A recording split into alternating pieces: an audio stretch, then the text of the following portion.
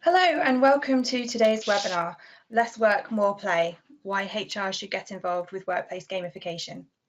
If you don't know Ciphr, we're a leading UK developer of HR, recruitment and learning software that helps organisations to attract, engage and retain their workforces more effectively.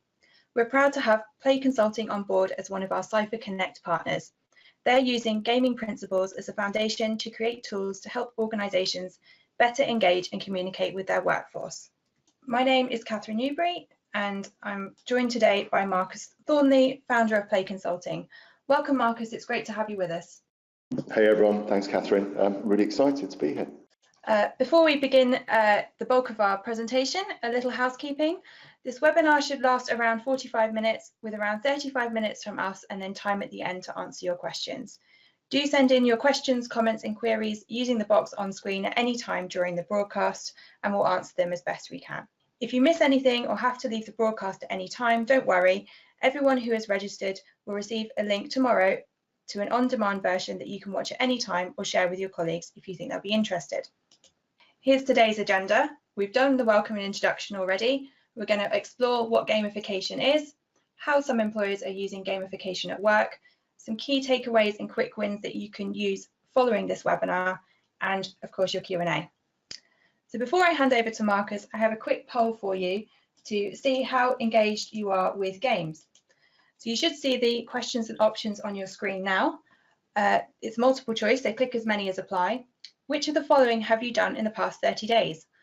Played a game on a mobile device, played a game on a console, played a game on a computer, played a board game, or you have not played any games in the past 30 days. Marcus, where do you think most of our audience will fall on this? So it's interesting. It's quite weird doing a webinar because you're kind of speaking into the abyss. I don't know the makeup of the audience. If you look at generically across the UK, you'd expect most people to have played a digital game over the last 30 days.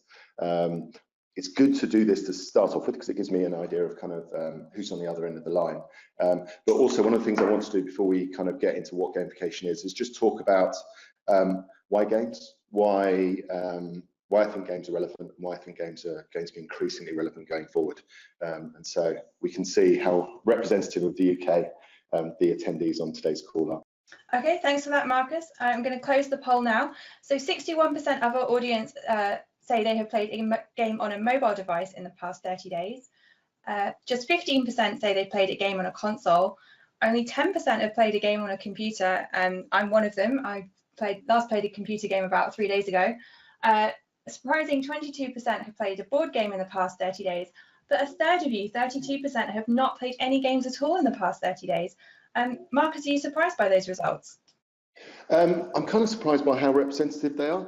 If you look across the UK, it's roughly 69% of people in the UK of all ages have played a digital game over the last 30 days. So I think the stat from this group is 61%, so broadly similar to that. Console is relatively low, but console games tend to skew a lot lower than mobile games. I think one of the major growth of gaming has been down to mobile devices, and they've ushered in a kind of game which is far more casual and far more accessible than typical kind of shooter console games that are still more skewed towards men or males and still more skewed younger. So it's pretty representative. So if that gives you any solace, everyone out there, you're all pretty normal. Okay, thanks, Marcus. And we've just had a quick question in from Melissa asking us to put these percentages into context. So there are currently 50 people on the line. So that should give you an idea of how many people are voting in it. So around 90% of people on the call have voted. And of those 90%, about 2/3 of people say they played a game on a mobile device in the past 30 days. Okay, I'm going to hand over to Marcus now. Take it away. Perfect. Hi, everyone. What I'm going to quickly do is just to introduce myself and kind of the background of how I got to where I am today. It should be really quick, but that will help you understand whether anything I say has got relevance and credibility. Then a quick bit on games and why I think games are very important today and becoming increasingly important. And then we'll go through looking at some examples of gamification in the workplace. And more importantly, why I think gamification and HR are natural partners. So just to kick off, slide here with lots of different games. These are collectively the games that that we've worked on. My past, I used to work for a company called Electronic Arts, and realized after a couple of years of working in the mobile gaming space that games could drive incredible engagement, that we were then successful, not just us, everyone in games, at using to drive habit formation and behavioral change.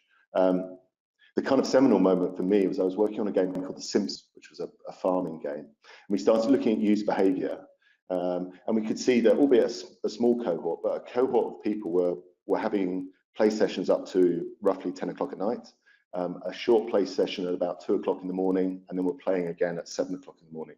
And we looked into it and we realized that people were planting virtual carrots at around 10 o'clock at night before they went to bed. They were setting their alarms, waking up, farming things that didn't exist, planting more things that didn't exist, going back to sleep, and then reaping them, farming them in the morning. And I thought that was incredible, that if people were disrupting their sleep habits for something that was kind of so trite, then surely kind of game mechanics could be used to drive things that were more purposeful. So we started in 2014, and on the face of it, we're a tech startup. If you came to visit us, it's kind of, developers, coders, designers. We're in funky offices in London. On the face of it, we're a tech startup. After about 6 months, I realized that it kind of had nothing to do with tech. Tech was just the vehicle. It was only about people. And it was only about designing technologies and platforms and mechanics around people that were empathetic, that could drive happiness, that could drive positive behaviors and positive impacts. And actually, I think of us today far more as a culture business than a startup business. And the more conversations I have, the natural kind of landing place for gamification in organizations isn't anywhere near IT, I think. I think it's absolutely in the HR space. So before we kind of get specific examples and what gamification is and isn't, a quick piece on why games are relevant, in my opinion. Can you click forward, please, Cathryn? Perfect. Games everywhere. So I'm going to suggest to you that the games are everywhere, that games and game mechanics are permeating interaction models well outside standard games. And they're becoming the most effective way that people learn, they improve, they enthuse, they're motivated, and they commit.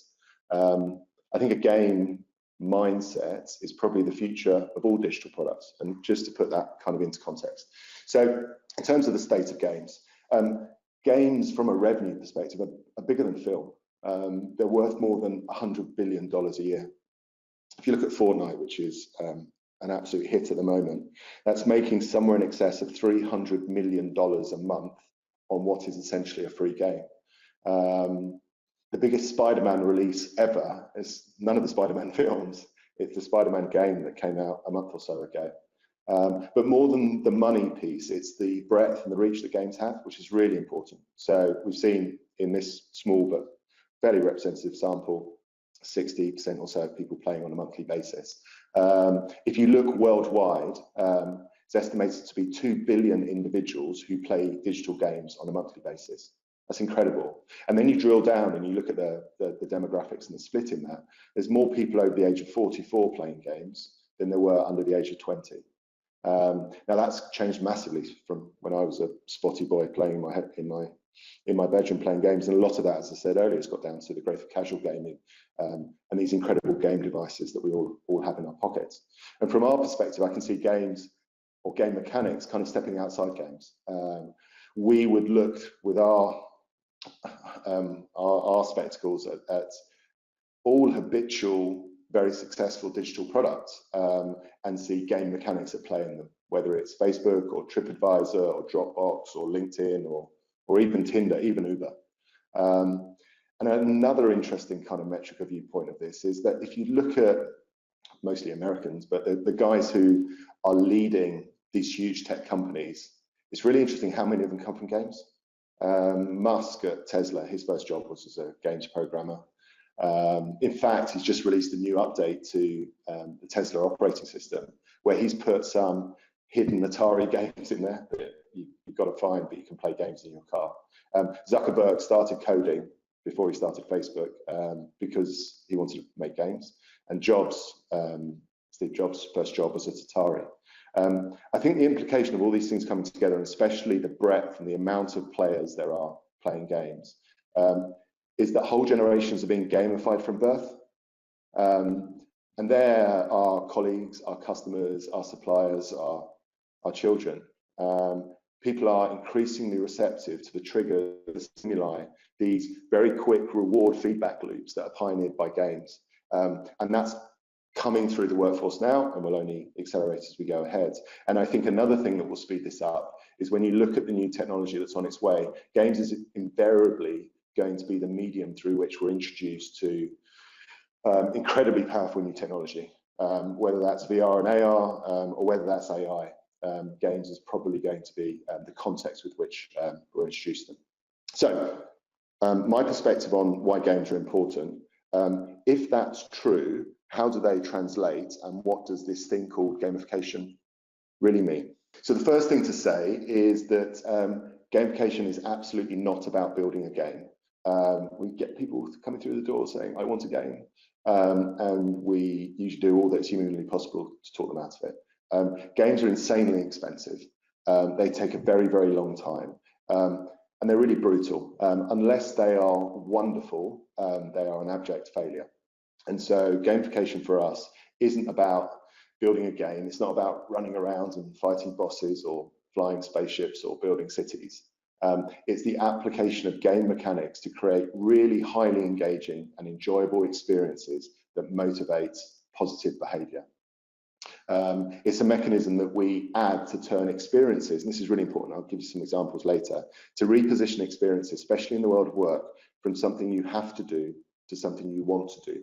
Something that's intrinsically motivated, the man, the boss, blah, blah, blah, I have to do this thing, to something that is intrinsically motivated. And if you can make that switch from an extrinsic to an intrinsic motivation, then it's really powerful. There's more engagement and more joy and more application from the user, the colleague, but also success metrics are far higher.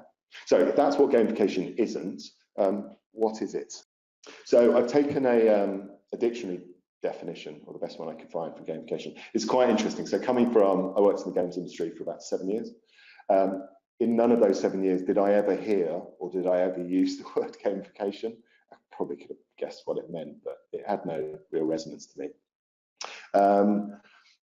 I think it's a pretty good definition of this, of what gamification is. I think the most important piece, though, is focusing on the personal goals and the business goals. So I put the parenthesis around and business goals. It's not that the business goals aren't important, they're clearly important, but unless you can deliver experiences that absolutely focus and give value to the person and deliver against personal goals, then you haven't got a chance of ever delivering against business goals. And I think it's really interesting in the space we're in and you're in the enterprise space, that there's a dichotomy, there's a split between payer and player. In the consumer world, the payer and the player are the same person, so there's no angst or conflict there. In the business world, very often, the people who commission and have the budgets for technology aren't the ones who necessarily use the technology. And I think as a result, we see far too much enterprise tech that isn't really based around the player, because they were never that important in the process. I think it's really important, and it's part of our kind of core definition of gamification, is that you concentrate on player needs, because that's the only way you can ever deliver against payer needs. Otherwise, there's no engagement, and it's a colossal waste of time. I've got some images on here. I mean, one thing to say is I think gamification to some degree is as old as the hills. It's kind of built into our historic kind of lizard brains. When I was a kid, I used to do Panini sticker albums, which is an example of gamification. I used to be in the Cubs and the Scouts, and that was gamified. I'd do something, I'd get a badge. Usually a few weeks later, I'd go home. Usually I'd have to ask my mum because I was rubbish at sewing. The badge would go onto my sleeve, and that would be a measure of what I had attained. So gamification isn't particularly new. What digital's done is that it's supercharged it, and it's made it instantaneous. And by being instantaneous, it's more powerful. So instead of waiting weeks for the badge to be delivered and then sewn onto the sleeve, in a gamified digital experience, you do something, and that reward feedback loop is instantaneous. And it's the shortness of the distance between action and reward that actually makes the whole experience so much more powerful in driving habits and forming behaviors. And I mentioned some examples of gamification previously, but it's kind of everywhere. You know, if you're using a Fitbit, or you're a cyclist and you're on Strava, if you're looking to find love in Tinder, or a job in LinkedIn, or you're collecting air miles, they're all examples to different degrees of gamified experiences. So I think that leads us quite nicely onto the next slide, which is another poll. Do you want to introduce it, Cathryn? Yes, thanks, Marcus. So now we have a good grasp of what gamification means and the principles behind gaming. Have a think. Have you engaged in any gamified activities in the past 30 days? Yes, at work. Yes, in your personal life. Yes, at work and in your personal life. Or no, not at all. Marcus, do you have any sense of where our audience might fall on this? So I'm really interested in the breakdown between work and personal. I suspect people, although they might not recognize it, are engaging in gamified experiences really often in their personal life. Whether they have crept into work yet, I'm not so sure. I would bet that there's a general movement, things start in consumer and then go into enterprise. We can see it happening in social at the moment. And so I expect the personal life to be higher, and I expect people to ask the same question in 5 years' time. The work life would be equally high. You clearly know what you're talking about, because our poll results are validating your theory. So 54% of people who voted said they have used gamification in their personal life over the past 30 days. 17% have said they have used it both at work and in their personal life. Just 4% have said they have only used it at work in the past 30 days. And a quarter of people said they haven't engaged in any gamified activities in the past 30 days at all. Okay, so it's really interesting. I mean, that personal life. Sorry, just to take over. So that personal life stat is probably higher than I would have expected. And there seems, you know, I would imagine, but then I've got a set view on the world, that there's a general movement here from personal, then going to personal and work, and it's you know, it's representative. I think there's so few of it to work. People are saying it's work only. Yeah, definitely. Okay, back to the slides. Perfect. So next slide. So very quickly, games are important. Gamification is kind of rife in the consumer space, and we've got some sort of idea, and I'll give more details as to what gamification is and isn't. So for us, what does it mean? You'll see here, I kind of use gamification and the games mindset interchangeably. What I prefer talking about is the games mindset, and I'll talk about why that is, because I think gamification, because it's kind of coined by consultants, kind of does down the product side of things, and it concentrates on just the gimmicks, the lipstick, which would be, you know, I'll talk about them in the next slide, badges and leaderboards and the like. I think really the core of gamification is the same as you would pursue if you're trying to build any product that was digital that people absolutely love. So what I've tried to do here is pick out kind of the 5 big things for us, and this is completely our methodology, and it's very subjective, but it served us very, very well. So what are the 5? I think all of them, and in no particular order, although number 1 is probably more important than the others, but they're all important. What I can say about all of them is that they all seem obvious. You'd read them and you'd say, well, yeah, duh, obviously. That said, when you look at enterprise products, especially those ones that seek to gamify behavior at work, most of them you look at, you can't believe that anyone has really followed through on any of these 5 things. And so on the one hand, they're very obvious. On the other hand, they're not necessarily followed through that often at all. So to go through them quickly. Number 1, an absolutely laser focus on the user, the player, the colleague, whatever we call it, but the person at the end of the experience, not the person who's necessarily paying for the experience. Number 2, and this is core about games, we come out of games and we say, well, actually, we're not going to make games anymore, but how can we distill the magic of what a game is, and how can we use that to drive behavior? Our definition would be, at its core, a game gives you a measurement of self. It gives you some sort of self-insight in an environment that's so engaging that you want to optimize around that self-insight, and that's where you have progression, and that's how you move forward and you get better. Now in games, obviously, that measurement can be really kind of trite. You might be playing FIFA and it might be your pass completion, or how good you are at swapping candies in Candy Crush, whatever it may be. But this general notion that if you can measure something, and you can put it in an environment that's appealing and motivational, you can then drive the self-optimization of that measure. And that's something we do across all our properties, and we've seen incredible, we haven't found an example where it hasn't been incredibly successful. So this notion of measuring and using measuring in a fun way to improve is core, I think, to a game. The other piece to say is that engagement is the kind of the foundational table stakes of any successful product, and it doesn't just happen from luck. We'll work, and it's important whatever you guys do, to try and understand the engagement patterns that you want, and then you build the product, quite obviously, to deliver those things. It's not a rear view mirror where you build a product, look back and say, have I got engagement? Engagement is kind of designed from source, in the foundation of the product. There's lots of work around kind of engagement loops. I touched on number 4 before, and I'll show you an example in a minute. Just repositioning the have to do to the want to do, and that can be done really simply just through the visual language and the tone of the experience that you're developing. And the final thing, which is kind of obvious, it's quite interesting. Some businesses really shy away from it. Find the fun, find win moments that delight. Every business we speak to will pretty much say, yeah, but we're different. We're a bank. What we do is really important and really serious, and we don't want to be frivolous, and that's completely valid. You can still have fun, you can still have personality without being childish or frivolous, and people respond really well to it. Work is too often too drab, and almost kind of runs away from any notion of fun. Games do it incredibly well.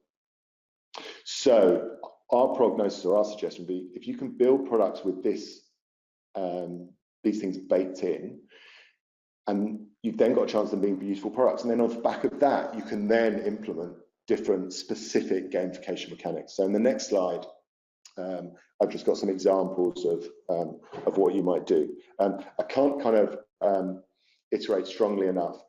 If you haven't delivered that thing in the previous slides, then XP and badges and streaks and all the rest of it are just a colossal waste of time.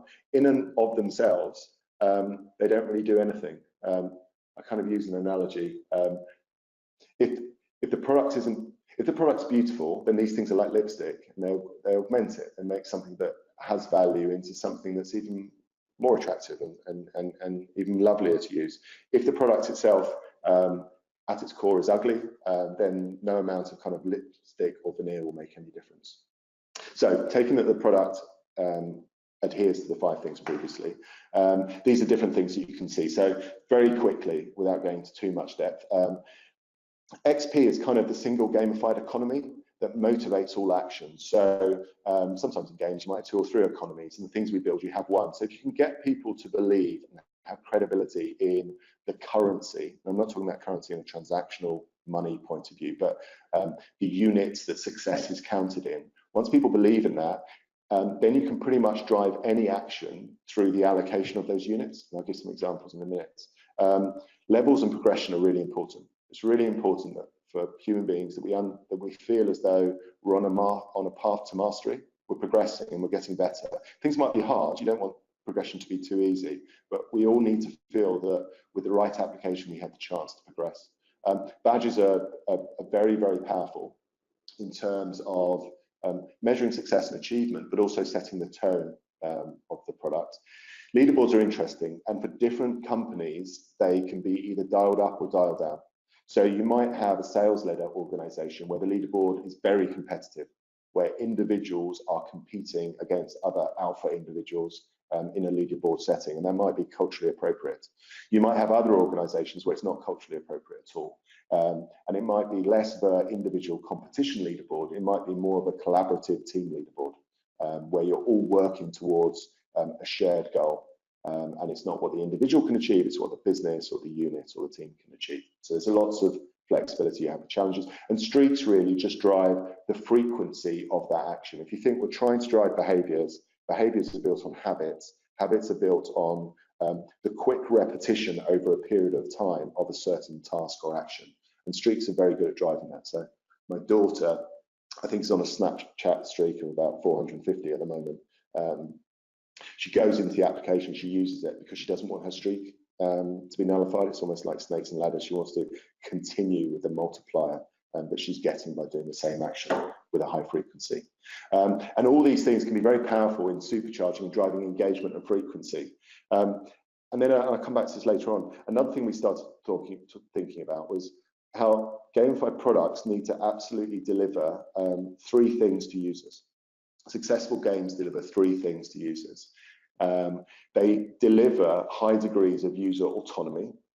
They deliver high degrees of user mastery and learning, and they deliver high degrees of purpose. And then it's quite interesting. We started looking and realizing that other people had done work on this outside games. Daniel Pink's one of them. And they're exactly the same things. Autonomy, I can decide. Mastery, I can learn and get better. Purpose, I'm part of something bigger than me. They're actually, I think, core basic fundamental human drivers. And so this, we talk about AMP, autonomy, mastery, and purpose. It's very important in the games and the experiences we build, but it's also very important in the culture that we hope our experiences drive. And that took us on thinking about workplace culture. And it's here that I think the biggest future applications of gamification will be. I'll come back to it later. I'll give now some specific examples of more particular behaviours we've been successful at driving. But I think the big thing, and I think the big thing in HR generally, all comes around culture. So let's go through some specific examples. So the first one is looking at health and well-being. Bupa wanted to provide everyday value to their corporate clients, not value that was only delivered, you know, when you're in front of a doctor or potentially receiving some bad news. And also, they're a very purpose-driven organisation. They wanted to fulfil their purpose, which was helping millions of people lead healthier, happier, longer lives. And they wanted to understand if gamification could drive health behaviours. So they created a gamified mobile ecosystem that's called Boost. It links to whatever trackers you might be using, or whether it's Runkeeper or Strava or Apple Health or Google Fit on your phone. And it uses various elements of gamification really, really powerfully. So the one is social. You're connected to a social graph of your choosing, and you can see how your friends are performing, and your friends can see how you're performing. And that social fabric drives everyone to demonstrate higher behaviour and longer commitment to their goals and healthier performance. It uses badges really, really well in terms of understanding where you got to. And because it's a social setting, those badges add social validation to individuals. It's not just that I can see my badge, everyone can see my badge. Everything's built into a single points universe, which in this product is wellness points. And once people believe in wellness points, you can then use wellness points to drive specific behaviours. So it may well be that you want to encourage everyone to go running this weekend, in which case it might be a double points running weekend. Or you might get triple points if you do certain mindfulness activities, or you've demonstrated that you've hit your nutritional goals. There's lots of challenges in there, a kind of peer-to-peer, but also group team challenges. Goals is probably the most specific part in there. And I think that's where we've probably done the most development on just generally as a business. Allowing people to set and measure their own goals and derive benefit and drive internal motivation through the doing of those goals. And of course, there's levels and streaks. So it's a relatively aggressively gamified system that, you know, to drive the creation and the continuation of healthy habits. It's been really successful. So Bupa will say that 2/3 of their users are demonstrably healthier as a result of using the platform, and they know that because it's integrated into their annual kind of health checkups as well. And so they know who's using the platform, and actually they're also collecting data on, you know, BMI or heart rates or blood pressure, whatever they be, so they can see the connection between the physical and the digital. So that's a health example. The next one is looking at something that on the face of it is a kind of a really boring, but it's a very good example of repositioning things that are perceived to be mundane and have to do into things that you want to do. So Thames Water are responsible for maintaining a huge network of assets, millions of assets. And if they don't know about the assets, they can't maintain them. And if they don't maintain them, there's a risk for them as a business that they're fined by the regulator. And so engineers were tasked with what was essentially a data collection exercise. This Excel sheet to a high level of kind of degree and completion, so the business knew what assets it owned and could maintain. And the task was really mundane, and it was slow, and it wasn't necessarily completed with the necessary speed or accuracy. For engineers, I think it was a task that was painful and something that they felt they had to do. So we wanted to change that and see if we could reposition it as something that they wanted to do. So we created something called the Great Asset Hunt, which is a real-time race between teams of engineers on the ground to find and log assets. And they got real-time feedback in terms of scores and badges, and a far more intuitive data input system. So not only did we make it easier, so we looked at the utility function, but actually it was the repositioning it that I think drove the success to the largest degree. I pulled out some of the badges just because you'll get an idea of how you can reposition things so they don't quite feel like work. So if you can see the top right, for those of you who are as old as me, it's a speak and spell. I craved one of these when I was a child. And if the data you were logging hit a certain degree of kind of spelling grammatical accuracy, then you got the You Spell Good badge. The bottom one on the right of the bear is the taxidermy badge. It's really important for Thames Water that they log if they find any dead animals in any of the underground assets they had. And if you log X amount of dead animals, you get the taxidermist badge. On the far left-hand side, they have to log if they find evidence of invasive plant species, Japanese knotweed and the like. And so if you were logging that sort of data correctly to a high degree of accuracy, you unlocked the Alan Titchmarsh badge.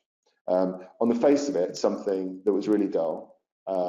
Nothing really changed. The same questions needed to be answered, but we made the utility better and just repositioned it as something that they wanted to do rather than they had to do. And as a result, tasks that took the equivalent of 8 man days now take the equivalent of 2 man days. So business goals are served, absolutely. It's a kind of 4 times productivity increase. But that's only driven because the personal goals were delivered on as well. And finally, in terms of the specific examples, so they looked at health, looked at data input productivity. This is really to do with kind of sales performance. It's an example from British Gas, who wanted to motivate lead generation. So they already did this. They already did it through bonuses, but found that transactional rewards over time didn't drive long-term motivation. And I think it's really interesting, this whole, we do a lot of work in the loyalty space. As a people, as a humanity, we've kind of got to the point where too often we think the only way to motivate people is through money, is through transactional rewards. And it's not that that isn't motivational, it's just that it only gets you so far. And non-transactional, more emotional rewards can be absolutely powerful in motivating people above and beyond what transactional rewards can get them. So for British Gas, they came up with Game of Flames. Engineers could see in real time how many leads they were driving. They had no oversight of this before. How the team was doing, how they were comparing to the team, how their team was doing against other teams. There are lots of challenges in there, fun weekly challenges or peer-to-peer challenges. And there was weekly movement up and down specially designed leagues. You're trying to get Wilbur, the mascot, back to the pole. You went through different locations. And all of that was wrapped up in a single gamified currency that measured success in a really, really fun way. And the business output of this was insane. It was, they drove lead generation by 37% without putting any more money on the table. And I think it works because it goes back to core game methodology, gives people insight into their own performance in such a way that they are motivated intrinsically to improve that performance. And all the time gives them feedback as to how they're doing in an environment where no one's losing, everyone's winning, but they're just winning potentially at different speeds. So they're just 3 examples of kind of more point solution gamification. I just want to finish up talking about what I think is the big stuff, and would be really interested from the views of the people on the call, because I suspect it's something you're all looking at as well. So, for examples, we're looking at gamification to drive specific business goals: performance, productivity, health. What we're really interested in is the big thing there. And from what I can see and from what we've learned working with big businesses, the really big thing that's the biggest determinant of any sort of business success, and more importantly, individual happiness at work, is culture. And on the one hand, the cultural tools we have are abysmal, I think. I think the current provision is poor. We have, I don't know, if we're lucky, a quarterly engagement survey. And then on the other hand, culture is the most important thing. I mean, I absolutely believe this culture eats strategy for breakfast line, and I don't think you can deliver on strategy unless you've got a really high-performing culture. And if the game's mindset can drive engagement that delivers habit formation and behavioural change through driving, new user levels of autonomy, mastery, and purpose, then what we should really be concentrating on is trying to push the cultural agenda forward. And so here's an example of a gamified take on trying to drive the cultural agenda forward, and different things that we can kind of pull out. Number one is the user experience design. It's kind of that first point of 5 that I had in a previous slide. It feels like a fun consumer platform. It doesn't feel like a drab one, and it feels like something that's built for users. Another thing it does, it gives teams data measurements that they can optimize against. I'm not saying any of these things as a plug for Totem. I'm just giving an example of what a really focused, gamified application looking at culture could or should do. It also has an in-game currency called Kudos, which is there to drive a culture of recognition, because I think recognition is incredibly important. It's heavily social, and that drives very high engagement and collaboration. There's loads of badges, and those badges are used to drive the celebration of organizational values. And then it also gamifies surveys to get higher, participation rates and more honest data. As I say, this isn't really about Totem. It's just an example of people who only look at gamification. We think that culture is the biggest thing, and if we're let loose on something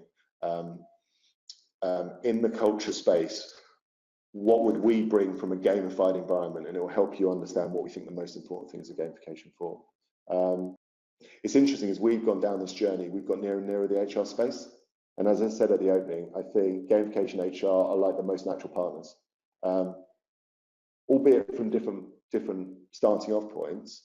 We've both got an absolute focus on people and how we make people's lives more successful, more fulfilling, more meaningful. We just started from a tech background, but it's interesting that we've kind of converged on the HR space. So to wrap up, some takeaways. There could be lots I could put here, but some general things. I'm sure we all agree, no one comes to work to do a bad job. So this piece of using gamification to help motivate and set a context in which everyone wants to do their best and be recognized for doing their best, we're pushing against an open door.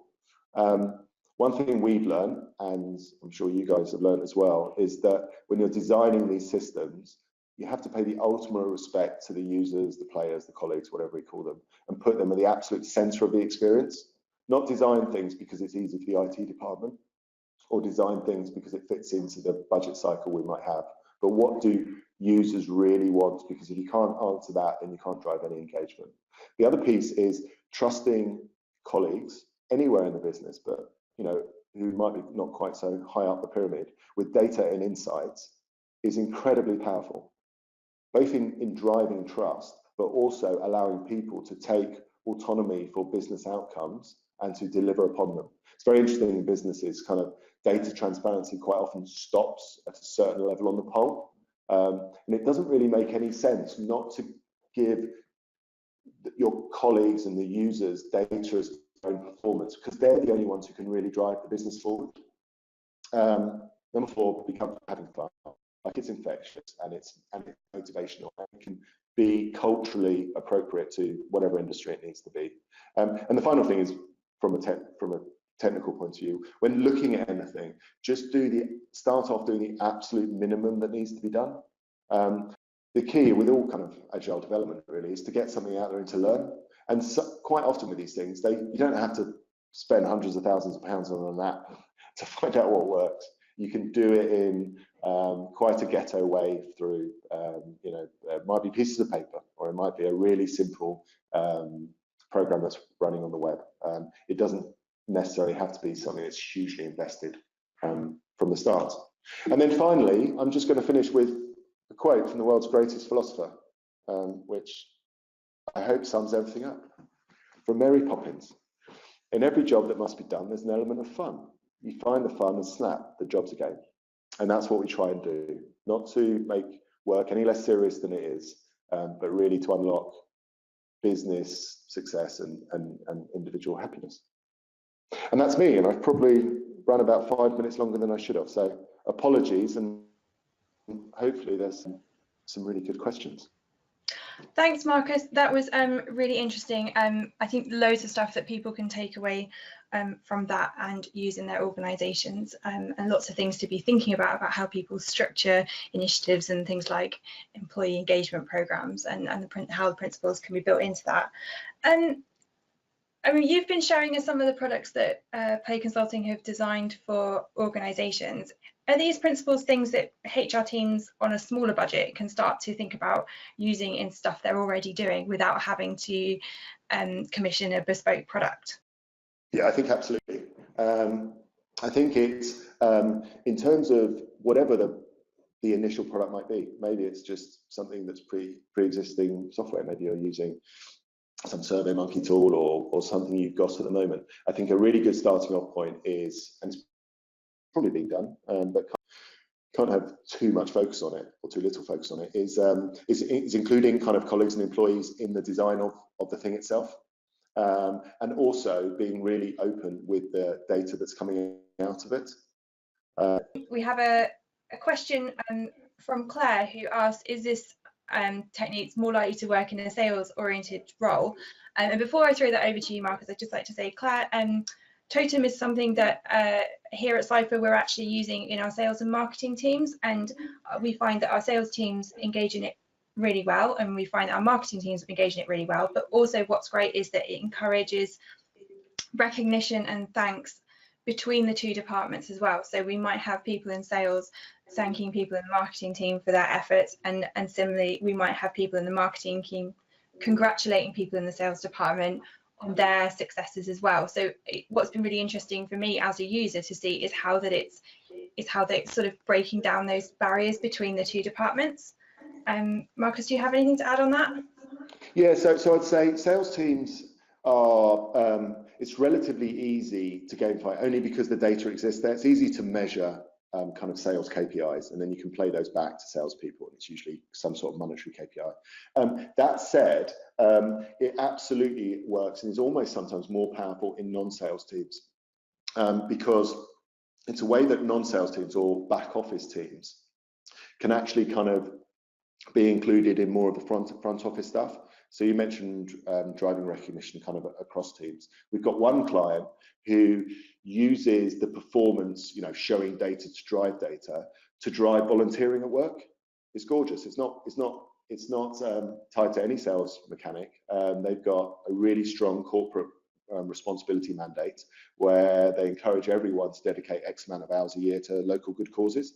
And in that environment, we show teams how many hours they've committed to volunteering. And as a result of seeing that, volunteering has gone up from I think it was 15% of the workforce to over 50% of the workforce. So while it's easy to find the metrics to gamify sales environments, it works beautifully in non-financial environments as well. That's great. Hopefully, Claire, that's answered your question. We have another question from Cathryn, who asks, have you ever used these kind of techniques for appraisals at all?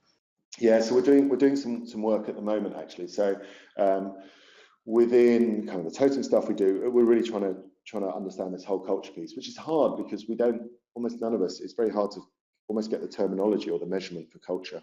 And so within Totem, there's we gamify kind of feedback, trying to get to a point where instead of 360-degree feedback, we're trying to get 365-day feedback, where feedback just becomes an absolutely normal, everyday thing that you do.